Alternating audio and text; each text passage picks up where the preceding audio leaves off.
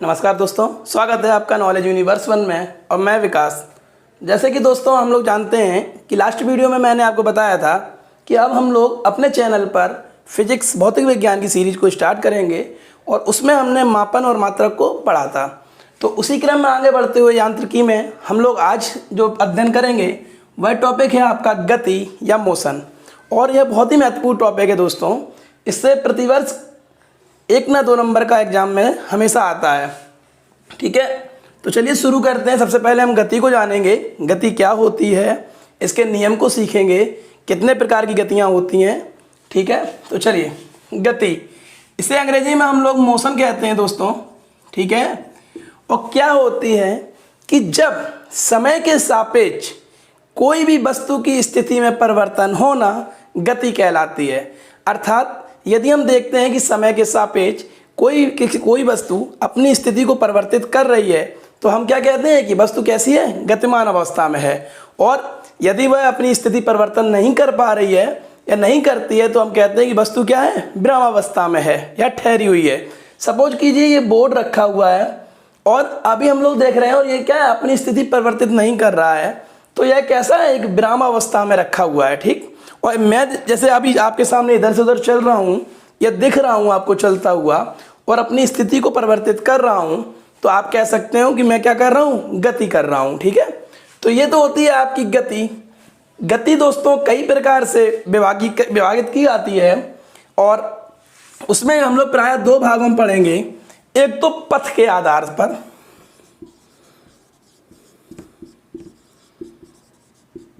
पथ के आधार पर, और एक होता है पुनरावृत्ति के आधार पर।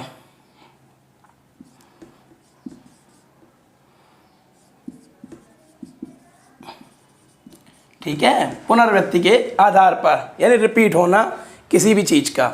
तो अगर हम लोग सबसे पहले दोस्तों अध्ययन करेंगे पथ के आधार पर। 1 मिनट,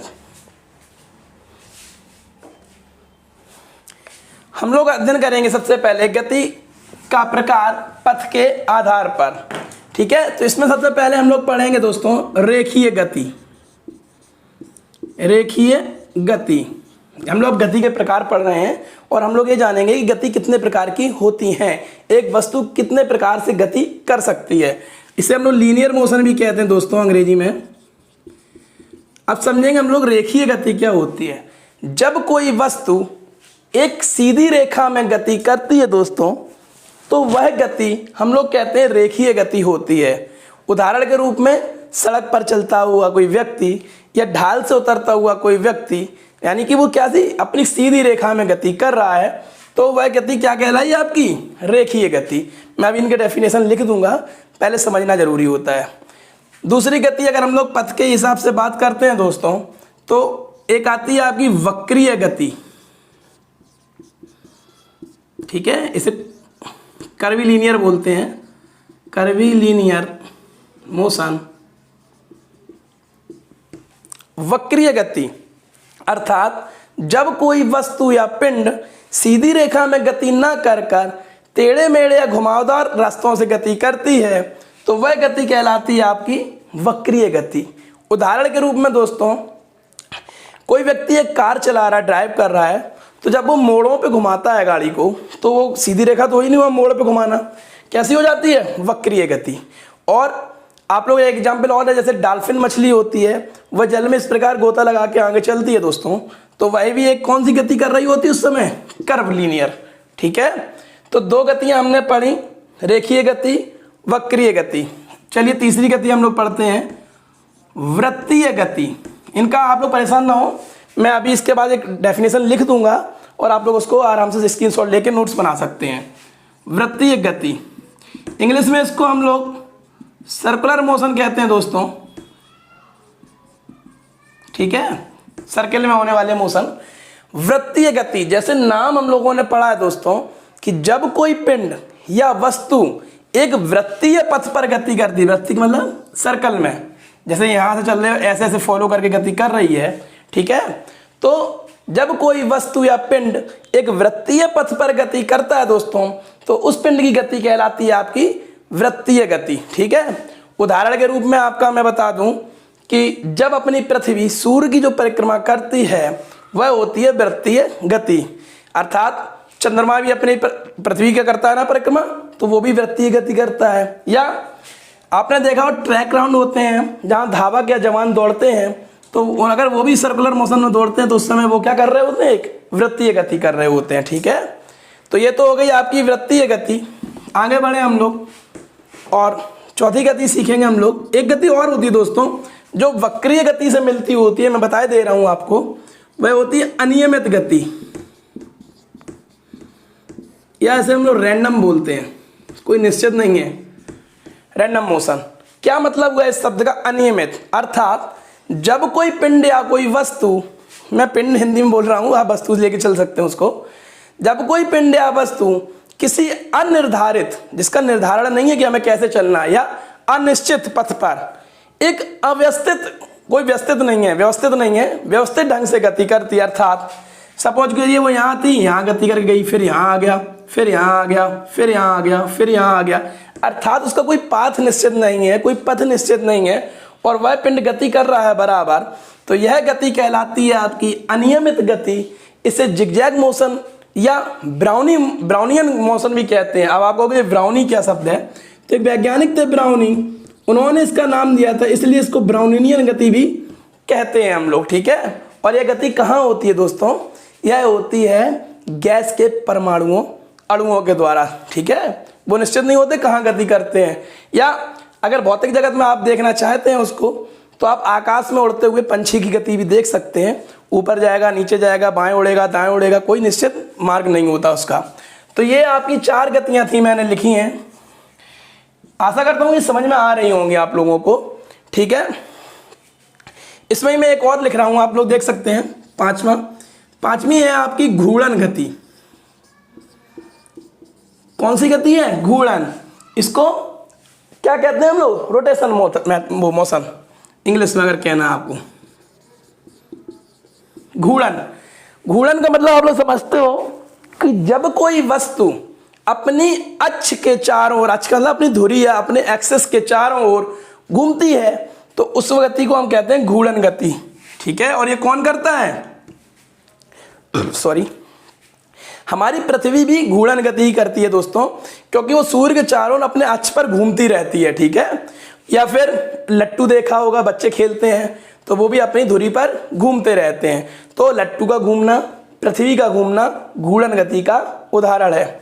चलिए 5वां हम लोग एक आते हैं, दोलन गति या कंपन गति भी बोल सकते हैं इसको हम लोग, कंपन।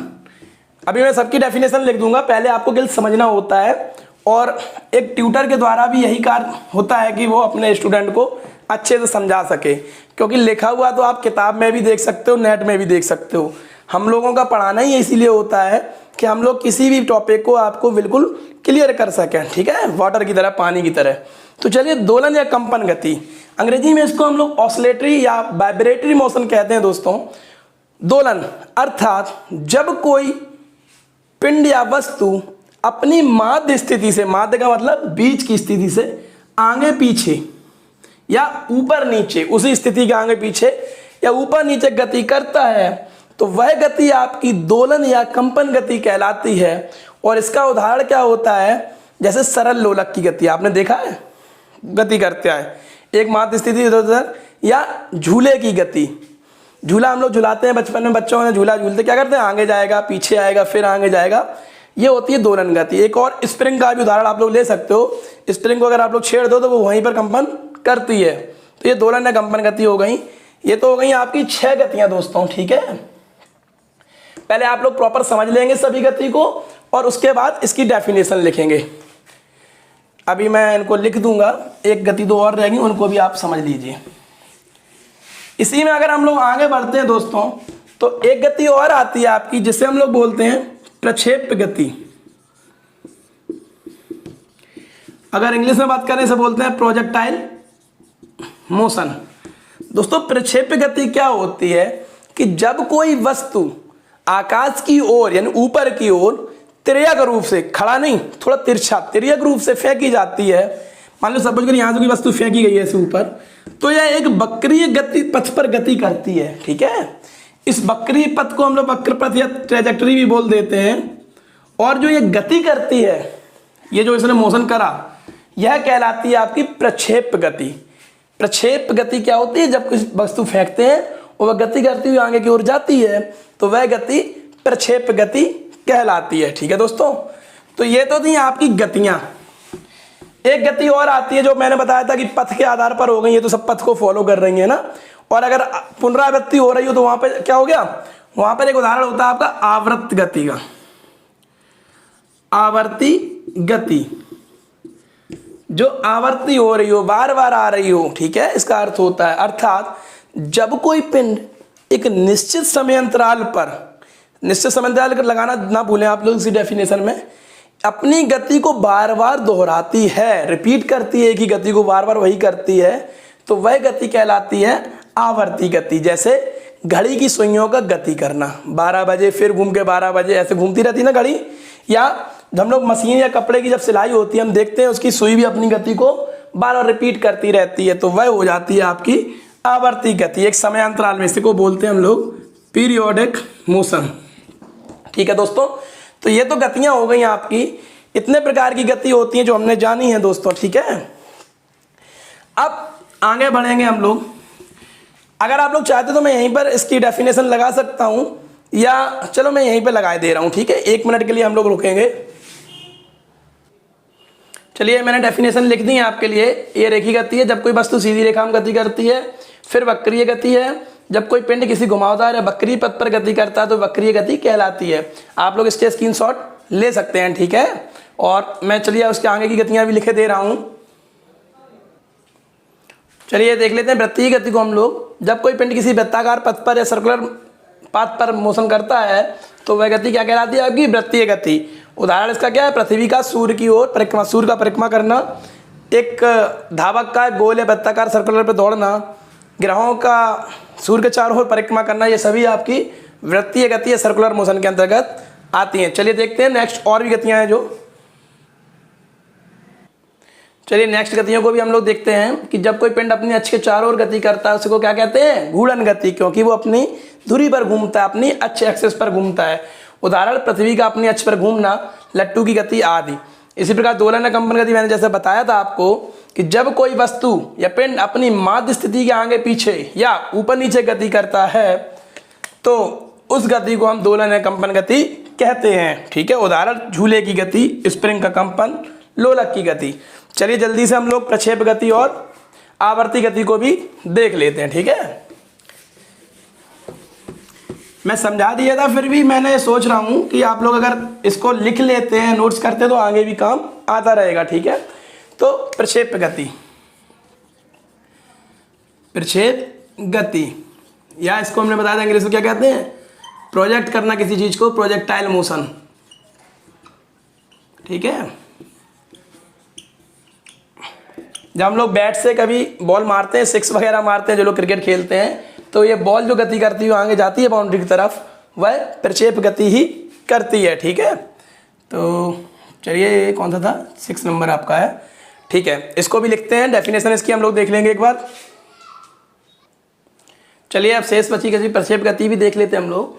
जब कोई पिंड या वस्तु आकाश की ओर, यहाँ पे हम लोग ओर लिखेंगे, और तिर्यक रूप में फेंका जाता है तो वह गुरुत्व के प्रभाव के, गुरुत्व के कारण झुकती है कोई चीज, तो वह एक वक्रीय पथ पर गति करते हुए आगे बढ़ता है। इस गति को हम प्रक्षेप गति कहते हैं। जैसे बैट से बॉल का मारना और पत्थर को फेंकना आदि। दोस्तों इसमें एक संबंधित एक टॉपिक और आ जाता है, कभी कभी इसका उड्डयन काल पूछ देते हैं कि उड्डयन काल किसे कहते हैं। तो हम लोग समझेंगे दोस्तों कि जब कोई वस्तु ऊपर की ओर फेंकी जाती है तो जब वह अपने अधिकतम ऊंचाई पे पहुंचती है, यानी नीचे से अधिकतम ऊंचाई तक पहुंचने में लगा समय और वहां से फिर नीचे तक आने में लगे हुए कुल समय को हम उड्डयन काल कहते हैं। उसका एक फॉर्मूला भी होता है, आप लोग लिखना चाहे तो लिख लीजिए, 2u sin theta upon g होता है। ये किसी वस्तु का उड्डयन काल निकालने का फॉर्मूला होता है। ठीक है, ये प्रक्षेप गति में ही आता है। चलिए आगे बढ़ेंगे। आवर्ती गति या पीरियोडिक मोशन मैंने बताया था कि जब कोई पिंड या वस्तु अपनी गति को बार बार रिपीट करता है एक टाइम के निश्चित समय अंतराल में, तो वह गति आवर्ती गति कहलाती है। उदाहरण के रूप में घड़ी की सुइयों की गति और मशीन की सुई की गति। ठीक है दोस्तों, तो ये तो हमारी गतियां हुई दोस्तों। अब हम लोग गति में आगे पढ़ेंगे गति के नियम। सन 1686 में दोस्तों एक वैज्ञानिक, ब्रिटिश वैज्ञानिक थे सर आइजैक न्यूटन। हम लोग सभी जानते हैं कि न्यूटन का साइंस में जितनी देन है शायद कोई वैज्ञानिक की इतनी नहीं है, ठीक है। न्यूटन ने बहुत कुछ दिया हमारे विज्ञान के लिए। तो सर आइजैक न्यूटन ने 1686 में एक पुस्तक अपनी लिखी जिसमें उन्होंने प्राकृतिक दर्शन के गणितीय सिद्धांत करके किताब थी। अगर उसका नाम आप लोग लिखना चाहें तो फिलॉसफी ऑफ बनाइए ऑफ प्रिंसिपिया मैथमेटिका बोलते हैं, मैथमेटिका आप लोग लिख लीजिए। मैथमेटिक होती है लेकिन उस समय नहीं लिखते थे, ठीक है, मैथमेटिका लिखा है। तो फिलॉसफी ऑफ प्रिंसिपिया मैथमेटिका में उन्होंने बताया कि गति बाह्य के द्वारा प्रभावित होती है और इन्होंने इसके संबंधित गति संबंधित 3 नियम दिए। तो आप लोग पढ़ेंगे गति की। दोस्तों गति के चैप्टर में सबसे महत्वपूर्ण टॉपिक यही है और इसी से एग्जाम में आते, इसलिए ध्यान रखना गति के नियम, ठीक है। या न्यूटन के लॉ बोल सकते हैं आप कि न्यूटन्स लिख दी, न्यूटन्स लॉ ऑफ मोशन, ठीक है।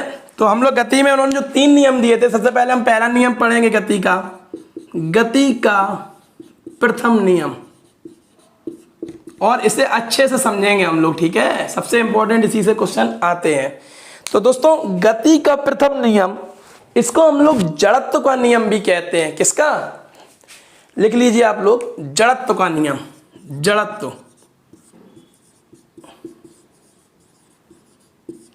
अब आप कहोगे जड़त्व शब्द क्या है? सबसे पहले इसको समझेंगे हम लोग। दोस्तों ब्रह्मांड में सभी वस्तुएं अपनी यथास्थिति के परिवर्तन का विरोध करती हैं या अपनी जड़ता प्रदर्शित करती हैं, वही जड़त्व होता है दोस्तों।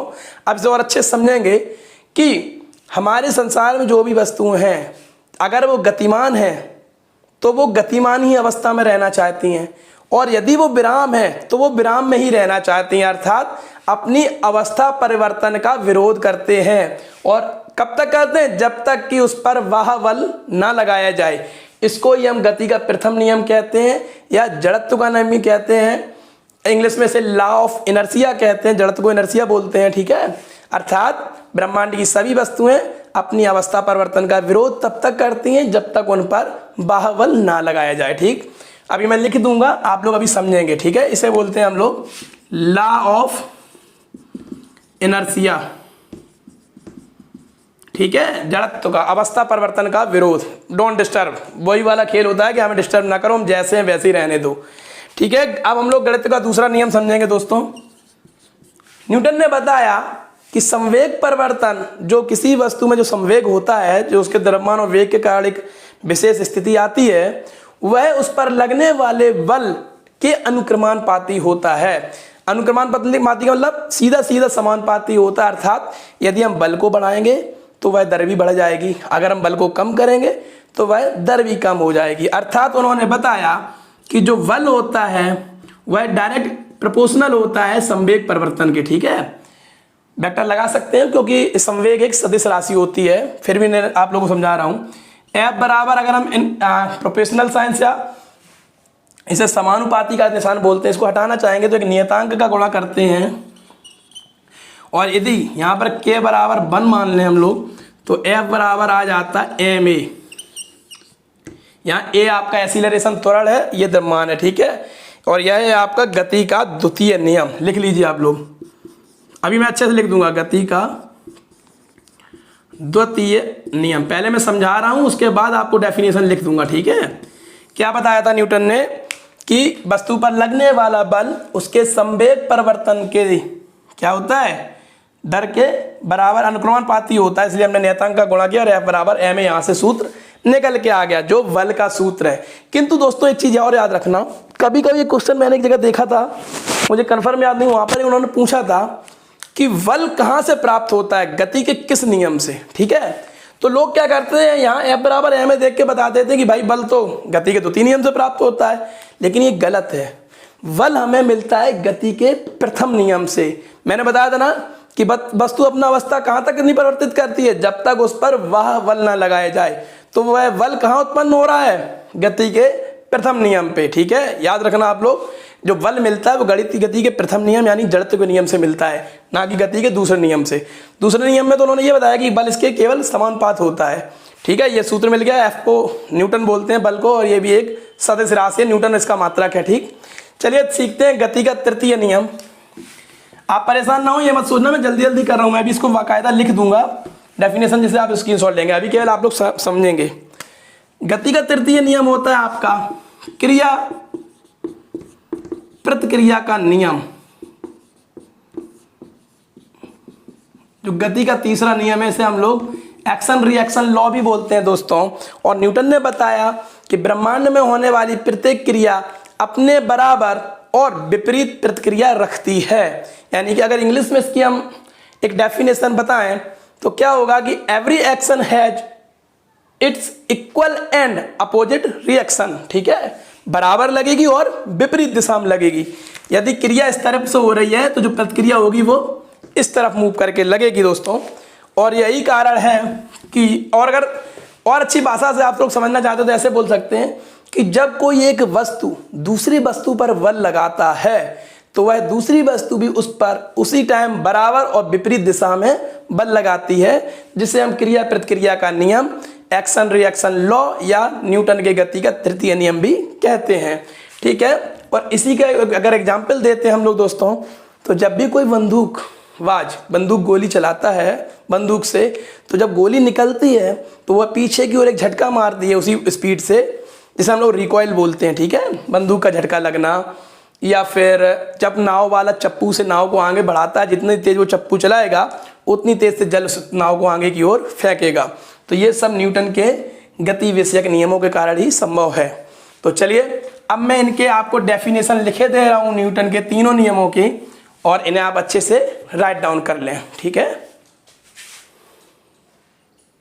चलिए मैंने गति का प्रथम नियम लिख दिया है, फिर से समझते हैं एक बार। सभी वस्तुएं अपनी यथास्थिति को बनाए रखने का प्रयास करती हैं ब्रह्मांड में, अर्थात अपनी अवस्था परिवर्तन का विरोध करती हैं। कब तक? जब तक उन पर बाह्य बल ना लगाया जाए।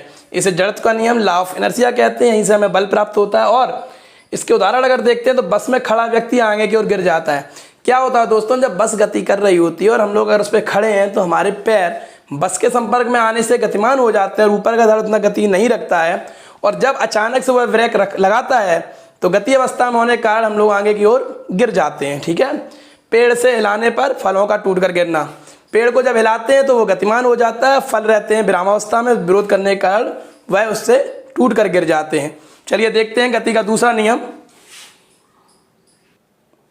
क्या होता है दोस्तों। गति का हम लोग द्वितीय नियम देखेंगे। यहाँ पे सॉरी मैंने हटाया नहीं, यहाँ पे द्वितीय नियम क्या होता है, किसी वस्तु के संवेग परिवर्तन की दर उस पर आरोपित बल के समानुपाती होता है।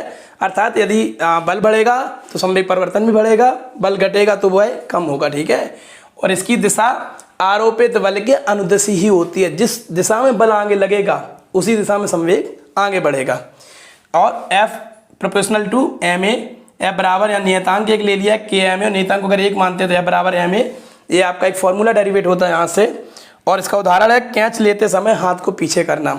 जब कोई क्रिकेटर कैच लेता है फील्डिंग करते में तो हाथ को पीछे करना पड़ता है उस पर फोर्स और उसके संवेग के कारण। तो यह है गति का द्वितीय नियम, सेकंड लॉ ऑफ मोशन। चलिए हम लोग गति के तृतीय नियम क्रिया प्रतिक्रिया को और लिख लेते हैं एक बार जल्दी से, और फिर बढ़ते हैं आगे। गति का तृतीय नियम, ठीक है, इसको हम लोग क्या कहते हैं, एक नाम इसका लिख देते हैं, क्रिया प्रतिक्रिया का नियम, ऐसे ही छोड़ देते हैं। ठीक है, तो मैंने इसमें क्या बताया था कि यदि कोई वस्तु, चलिए ये लास्ट गति का तृतीय नियम है जिसे हम लोग एक्शन रिएक्शन लॉ कहते हैं, कि जब कोई वस्तु दूसरी वस्तु पर कोई बल लगाती है तो वह दूसरी वस्तु उस वस्तु पर भी बराबर और विपरीत दिशा में एक बल लगाती है, जिसको हम एक्शन रिएक्शन लॉ या क्रिया प्रतिक्रिया का नियम कहते हैं। उदाहरण के रूप में मैंने लिखा है कि बंदूक चलाने पर झटका लगना। ठीक है, जब कोई बंदूक की गोली आगे निकलेगी तो वो पीछे भी एक बल लगाएगी, जिसके कारण बंदूक चलाने वाले को भी झटका लगता है। और नाव को चप्पू से जब हम आगे को चप्पू मारेंगे तो पानी भी उसको आगे की ओर नाव को करेगी। कभी कभी देखा बैट जब हम लोग मारते हैं, कहते हैं ना इसका स्ट्रोक क्या होता है, तो जो बैट को बॉल को आगे मारेगा तो बॉल भी उस पर प्रेशर लगाती है, जिसके कारण से झटके से बल्ला पीछे की ओर जाता है। तो ये सब क्रिया प्रतिक्रिया के नियम थे दोस्तों। ये तो हो गए गति के नियम। ठीक है, अब गति के चैप्टर में इसके गति के समीकरण भी होते हैं जो रेखीय गति करने पर लगते हैं दोस्तों। उनको समझने से पहले हमें गति संबंधित कुछ परिभाषाएं सीखनी है, जिनमें सबसे पहले हम सीखेंगे दूरी। ठीक है, दूरी, और मैं एक और यहीं पे पास में लिखे देता हूं विस्थापन। देखिए, तो दूरी को हम लोग डिस्टेंस कहते हैं दोस्तों, और विस्थापन को कहते हैं डिस्प्लेसमेंट। अंतर समझेंगे दोस्तों कि what is the difference between distance and displacement. दूरी और विस्थापन में क्या अंतर होता है दोस्तों। दूरी क्या होती है, अगर इसकी मैं डेफिनेशन दूं आपको, कि जब कोई किसी वस्तु के द्वारा किसी समय अंतराल में तय किए गए पथ की कुल लंबाई को हम दूरी कहते हैं। अर्थात एक व्यक्ति यहाँ से चलता है, सपोज कीजिए वो यहाँ 6 किलोमीटर चल के आया, और सपोज कीजिए यहाँ से वो 4 किलोमीटर और ऊपर की ओर गया, तो यहाँ तक पहुँचने में उस व्यक्ति ने 6 + 4 = 10 किलोमीटर की दूरी तय करी। ठीक है, और दोस्तों दूरी एक अदिश राशि होती है, इसका मात्रक मीटर होता है। अदिश का मतलब उस दिशा से मतलब नहीं है। ठीक है, दूरी को हम चले बस। ठीक, और एक चीज़ और ध्यान रखना है कि दूरी कभी भी ऋणात्मक या शून्य नहीं होती है। अगर आप थोड़ा सा भी चल दिए तो दूरी हो गई। अब अंतर समझते हैं दूरी और विस्थापन में क्या होता है दोस्तों। विस्थापन क्या होता है दोस्तों, किसी वस्तु की द्वारा प्रारंभिक स्थिति, जब सपोज करिए यहाँ ए से चला और ये यहाँ से चल के बी तक आया। ठीक है, अगर ये सपोज करिए यहाँ से फिर वापस की ओर लौट गया और यहाँ तक लौट के आ गया, सपोज करिए ये तो थी 10 किलोमीटर की रास्ता और ये यहाँ से 6 किलोमीटर वापस की ओर आ गया, तो इसका विस्थापन कितना हो जाएगा, 10 - 6 = 4 किलोमीटर। यह मात्र 4 किलोमीटर ही विस्थापित हुआ है। और दूरी में क्या हो जाता, 10 × 6 = 16 किलोमीटर चल जाता। उससे मतलब नहीं था उसे कि वह लौटा है कि उसकी स्थिति क्या है।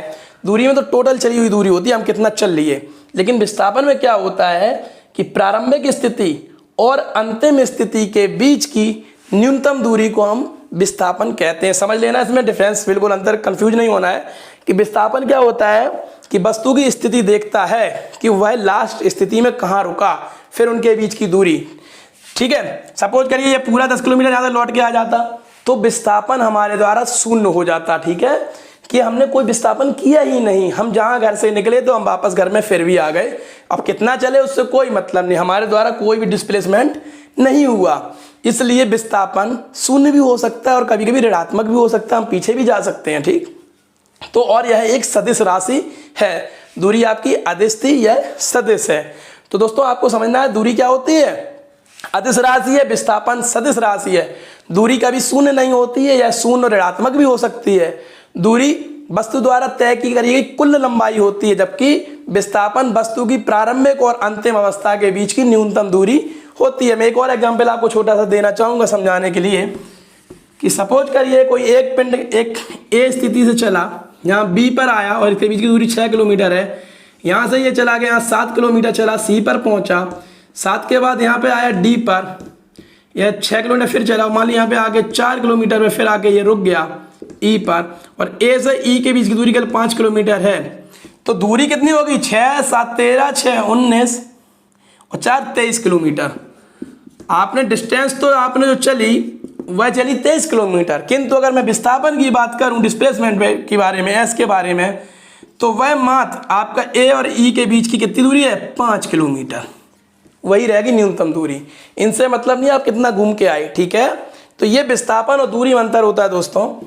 एक सदिश हो गया और एक अदिश हो गया। मैं इनकी डेफिनेशन लिखे दे रहा हूं, आप लोग देख सकते हैं। ठीक,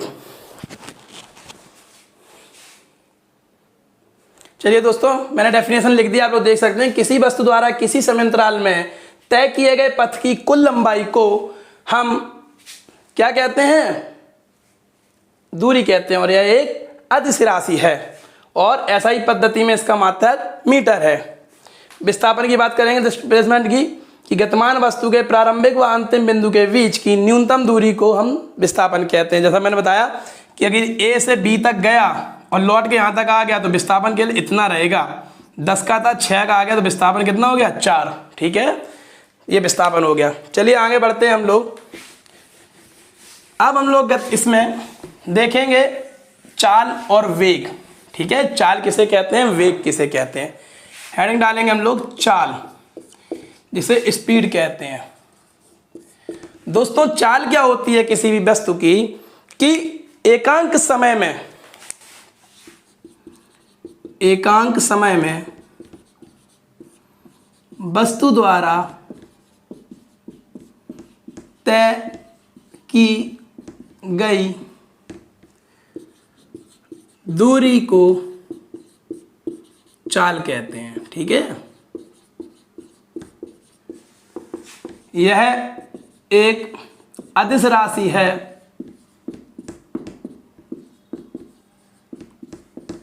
और इसका मात्रक मीटर, एकांक समय भी लगाया दूरी के, मीटर प्रति सेकंड है। ठीक, तो चाल बराबर क्या होगा, चाल बराबर दूरी तो तय करिए उसने कितने, प्रति समय में, एकांक समय में। तो यह हो गया आपका चाल बराबर दूरी बटे समय। स्पीड क्या होती है, एकांक समय में वस्तु द्वारा तय की गई दूरी को हम चाल कहते हैं दोस्तों। ठीक है, और जब हम लोग वेग की बात करते हैं, जब चाल एक अपनी निश्चित दिशा की ओर मुड़ जाती है तो वह बन जाता है आपका वेग। या तब वहां पर हम क्या कहेंगे कि एकांक समय में वस्तु द्वारा तय की गई निश्चित दिशा की दूरी को। ठीक है, तो ये तो चाल हो गया, आप लिख लीजिए। अगर विस्थापन हम लोग लिखते हैं दोस्तों, सीखेंगे विस्थापन, वो सॉरी वेग। चाल के बाद वेग आता है वेलोसिटी। क्या होता है कि एकांक समय में वस्तु द्वारा तय की गई निश्चित दिशा में दूरी, निश्चित दिशा और लग जाएगी, अर्थात विस्थापन की बात करेंगे हम, दूरी को क्या कहेंगे हम, वेग कहते हैं। और यह एक वेग हो गया, दिशा लग गई तो कैसी होगी राशि, सदिश राशि होगी दोस्तों। ठीक है, अब यहाँ पे आके वेग का सूत्र बदल जाएगा दोस्तों, बिल्कुल सेम रहेगा। वेग बराबर हो जाएगा आपका विस्थापन वटे समय। ठीक है, इसीलिए जो डेल्टा एस लग जाता है, या इसको जब हम वेग का बनाते हैं तो विस्थापन जो होता है डी बटे टी समय, इसका फॉर्मूला होता है। ठीक है, वेक्टर का एक साइन लग जाता है। तो चाल और वेग में क्या अंतर है दोस्तों, वह तय की गई एक दूरी थी और एक निश्चित दिशा में दूरी है। ठीक है, विस्थापन है एकांक समय में। ठीक है, ये चाल और वेग हैं आपके। अब हम लोग बात करेंगे दोस्तों संवेग के बारे में। मैं ये इसलिए बता रहा हूं क्योंकि जब हम लोग गति के समीकरण पढ़ेंगे दोस्तों, तो उस गति के समीकरण में ये सब यूज होंगे, वेग, प्रारंभिक वेग, अंतिम वेग, है ना, तो उनको जानना बहुत जरूरी है। अब बात करेंगे हम लोग संवेग की, क्या होता है संवेग। संवेग से पहले एक चीज और रह गई, वो और सीख लीजिए हम लोग। एक शब्द रह गया जब हमने वेग पढ़ा, त्वरण। इसे अंग्रेजी में हम लोग एक्सीलरेशन कहते हैं दोस्तों। वेग परिवर्तन की दर, जब हम वेग चलते कोई गाड़ी, उसका वेग बढ़ता जाता है, परिवर्तन होता जाता है, तो वह वेग परिवर्तन की बढ़ती हुई दर है ये। ठीक है, हम उसको बताएंगे कैसे। ज़्यादातर डेफिनेशन नहीं मिलती किताबों में, वो सीधा यही लिख देते हैं कि वेग परिवर्तन की दर को त्वरण कहते हैं, लेकिन मैं कहूँगा बढ़ती हुई दर को त्वरण कहते हैं। अच्छा, तो वेग परिवर्तन कहा मैंने, तो ए बराबर क्या हो गया, v माइनस यू। पहले वेग कुछ था, कुछ बदला, उस समय दर को हम लोग त्वरण कहते हैं दोस्तों। और यदि जब हम लोग ब्रेक लगाते हैं दोस्तों, तो ये वेग क्या होता है, स्पीड हमारी कम होने लगती है, चाल, वेलोसिटी। तो जब ये वेग घटने लगता है तो उस समय इस दर को हम लोग मंदन कहते हैं, अंग्रेजी में इसे रिटार्डेशन कहते हैं। ठीक है, तो माइनस में जाएगा, अगर माइनस में त्वरण आता तो उसे मंदन ही कहते हैं दोस्तों। चाल कुछ ज़्यादा थी, धीरे धीरे कम होने लगी ब्रेक लगाने पे, वहाँ पे हमारा मंदन होने लगा, और जब चाल बढ़ने लगती है उसे हम त्वरण कहते हैं। ठीक है, वेग परिवर्तन की दर को लिख लीजिए हेडिंग, कभी कभी पूछ देते क्या कहते हैं। तो वेग परिवर्तन की दर को त्वरण कहते हैं। ठीक, एक्सीलरेशन कहते हैं, एक्सीलरेट करो, एक्सीलेटर लो, वही है त्वरण है। ठीक, तो अब आ जाते हैं हम लोग संवेग में, इसको हटा दे रहे हैं हम, समझ में आ गया होगा, देख लीजिए, स्क्रीनशॉट ले लीजिए। संवेग क्या होता है दोस्तों? वस्तु के द्रव्यमान और वेग के कारण जब उसमें एक विशेष गुण आ जाता है, ठीक है, कोई वस्तु रखी है, आप कह सकते हैं विराम अवस्था है, कुछ ही अवस्था में, तो जब उसके वेग और द्रव्यमान के कारण उसमें एक विशेष गुण आ जाता है, उसे हम संवेग कहते हैं। संवेग की डेफिनेशन ऐसे भी दे देते हैं दोस्तों कि वस्तु के द्रव्यमान और वेग के गुणनफल को हम संवेग कहते हैं। इसे अंग्रेजी में मोमेंटम कहते हैं, ठीक है। तो लिख लीजिए आप, वस्तु के द्रव्यमान और वेग के गुणनफल को संवेग कहते हैं, ठीक है। P बराबर, P से प्रदर्शित करते हैं, P बराबर mv। ये फॉर्मूला याद रखेंगे तो आप कभी नहीं भूलेंगे। अगर इसका मात्रा निकालना हुआ, m का क्या हो गया, किलोग्राम द्रव्यमान है, और v का मीटर प्रति सेकेंड, तो ये आपका बन गया किलोग्राम मीटर प्रति सेकेंड, ठीक है। ये इसके मात्रक बन जाते हैं ऐसे। तो ये तो था आपका संवेग दोस्तों। अगर कभी कभी आपसे आवेग भी पूछ देते हैं, ये देख लीजिए आप लोग। देखिए संवेग सबसे कैसे खतरनाक हो जाता है, मैं आपको ऐसे समझाता हूं कि कोई बंदूक की गोली रखी है आराम से, वह उस समय खतरनाक नहीं है, लेकिन जब उसमें हमने वेग और द्रव्यमान दे दिया, ठीक है ना, वेग और स्पीड, तो जब उसे संवेग प्राप्त हो गया तो वह एक भयानक स्थिति ला देती है। तो वही आपका संवेग है, ठीक है। अब आते हैं आवेग, सीख लेते हैं सभी शब्दों को। आवेग, इसे अंग्रेजी में इंपल्स कहते हैं। आवेग क्या होता है दोस्तों? संवेग परिवर्तन की दर को आवेग कहते हैं, या अगर इसकी लिख लीजिए, संवेग परिवर्तन की दर, ठीक। और जो वस्तु का आवेग होता है दोस्तों, I बराबर होता है उसके बल गुणे जो उसका समय का समयांतराल होता है delta T, F into delta T, ठीक है। तो ये इसका संवेग हो गया। इसको कूलाम में भी नापते हैं, कभी अगर आ जाता तो देख लेते हैं। चलिए अब ये तो खत्म हो गए। अब हम लोग गति के समीकरण सीखेंगे दोस्तों। लास्ट जो आज का अपना टॉपिक है, गति के समीकरण।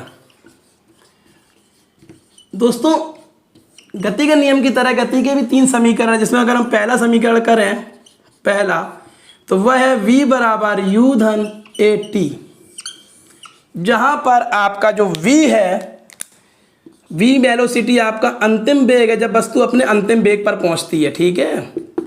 u आपका जो है वो इनिशियल वेग है जिसे हम प्रारंभिक वेग कहते हैं।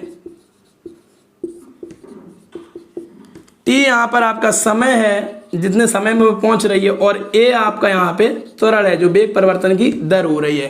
क्वेश्चन ऐसे आते हैं कि 5 मीटर प्रति सेकंड की दर से चलकर अंतिम अवस्था वो 8 मीटर प्रति सेकंड में जो भी है उसका कितने समय में, तो त्वरण इतने समय में पहुंचती है तो उसका त्वरण ज्ञात करिए। तो a ज्ञात कर लिया। या जब ऊपर की ओर फेंकते हैं तो हमेशा प्रारंभिक वेग आपका शून्य रहेगा, क्योंकि वस्तु को प्रारंभिक वेग शून्य होता है, ठीक है। ऊपर की ओर भेजते हैं तब अंतिम वेग निकालते हैं। तो ये समीकरण पहला समीकरण है जो वस्तु के वेग और त्वरण संबंधित है। वस्तु, अब गति का द्वितीय समीकरण की बात करेंगे हम लोग।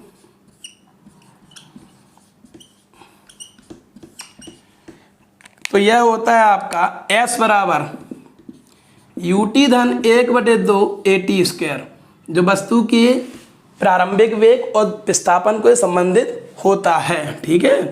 यहाँ पर s आपका विस्थापन हो गया और u तो प्रारंभिक वेग है, ये t समय है, ठीक दोस्तों। और अगर तृतीय समीकरण की बात करते हैं, ये दूसरा समीकरण था गति का। तृतीय समीकरण जो है आपका थर्ड इक्वेशन ऑफ लॉ, ठीक है। तो वो क्या होता है, ये अंतिम वेग को लेकर दूरी के साथ या विस्थापन के साथ है, ये s बना है, ठीक है। ऐसे बना लीजिए s, b वर्ग बराबर u वर्ग धन 2as। तो यहाँ पर क्या है, अंतिम वेग आ जाएगा उसमें। तो ये सब तीनों समीकरण हैं गति के। पहला समीकरण b बराबर u धन at आपको याद करना है, न्यूमेरिकल क्वेश्चन आ जाते हैं एग्जाम में, बस उसमें देख लेना है। अगर दूरी की बात हो रही वहाँ विस्थापन दिया जा रहा है तो आपका दूसरा या तीसरा समीकरण लगेगा, और इससे संबंधित नहीं है। प्रारंभिक और अंतिम वेग दिए जा रहे तो वहाँ पहला समीकरण लगेगा, ठीक है दोस्तों। तो ये था गति का टॉपिक दोस्तों, जो आज यहाँ पे समाप्त होता है। इससे संबंधित जो ऑब्जेक्टिव हैं और लास्ट मापन के हैं, मैं टोटली एक सेट पूरा बना दूंगा, आपको उसको परेशान होने की जरूरत नहीं है। और आशा करता हूँ आपको ये समझ में आया होगा। और यदि समझ में आता है तो दोस्तों आप इसको शेयर करिएगा ज़्यादा से ज़्यादा, और सब्सक्राइब और लाइक भी कर दीजिए। धन्यवाद।